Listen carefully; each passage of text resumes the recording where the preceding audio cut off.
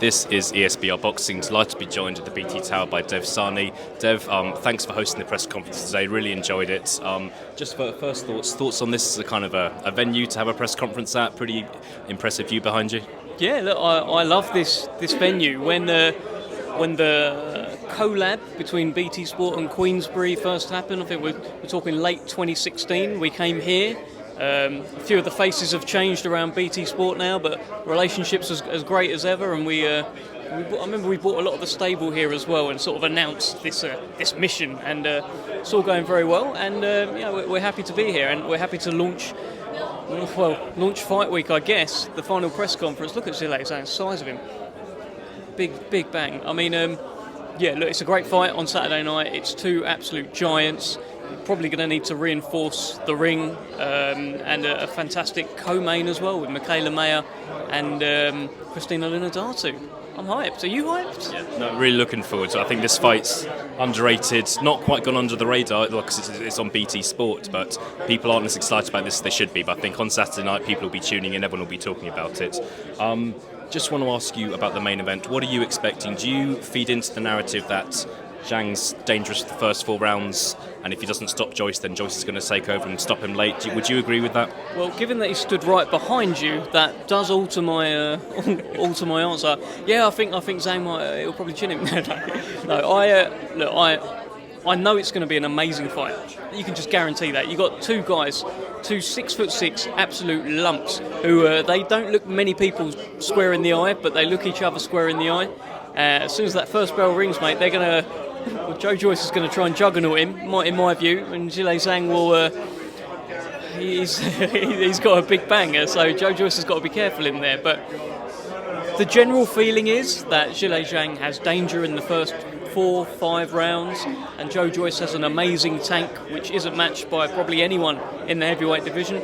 Joe Joyce should be able to take over and get him out of there at some point, but it's heavyweight boxing, and when you punch like Zhilei Zhang, you can rip up the script and create your own.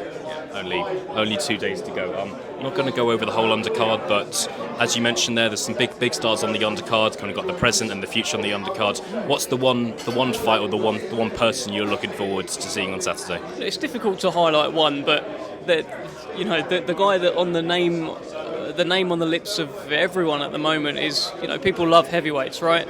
And when you're at the very beginning of a heavyweight journey like Moses Itauma, people just want to see more and more, and he hasn't given us much yet because he keeps knocking people out in the first round.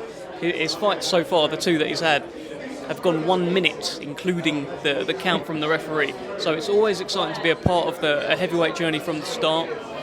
We've got him so young here, and he's got those ambitions, which might come to fruition of becoming the youngest ever world heavyweight champion. So jump along for the ride. If I had to highlight one person who's, everyone's excited about, it's him, just because he's so young and there's so much to come. Yeah. I know that the guy who's fighting on Saturday, I know he's lost a few, but as you mentioned in the press conference, the guy Moses is fighting on Saturday. I think his record's 9-12, but he's never been stopped, so to have 12 losses as a heavyweight and never been stopped is quite impressive.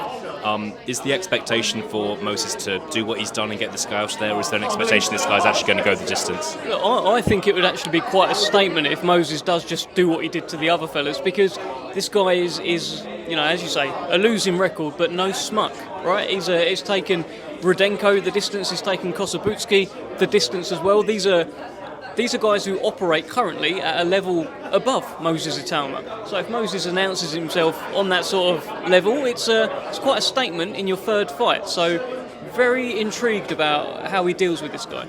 Really looking forward to that as well. Just moving away from this event, Dev, I noticed in the press conference there was a mention of what happens next if Joe Joyce wins, and the understanding seems to be that he will fight Usyk if Usyk gets through Dubois. No mention of Tyson Fury, despite the coming together there was between Tyson Fury and Joe Joyce back at the Tottenham Hotspur Stadium at the end of last year. Is it fair to say that fight won't happen next for Joe Joyce, do you think? I don't know. Listen, as boxing fans and journalists and people that work in boxing, one thing we should all know, especially given everything that's happened in the last year or so, is that you don't know. That's the one thing we do know. So who knows? And just moving back to Daniel Dubois and Usyk as well, feels like an announcement might be coming soon. Do you think we're going to see that fight June, July time, and do you think that fight's going to be here in the UK? Same answer as before, mate. But look, it's a great fight. It's a great fight for Daniel Dubois to take. It's a great opportunity for him as well. And look, he hits so hard. He is always one punch away from changing his life. In this fight in particular, it could change everything. And he's been punching since he was a small child. I don't think he'll be in any way, shape or form in awe of Alexander Usyk. Really, another potential fight of the year contender happening in hopefully a couple of months. Final question from me, Dev. Just got the news about Jake Paul fighting Nate Diaz in August. Obviously, that rematch against Tommy Fury won't be happening next. Where do you think Tommy goes from here? Do you think he's going to fight kind of a social media style, or maybe a UFC fighter or an actual boxer? What do you think Tommy Fury might do next? I'm not sure, actually. Yeah, I don't know.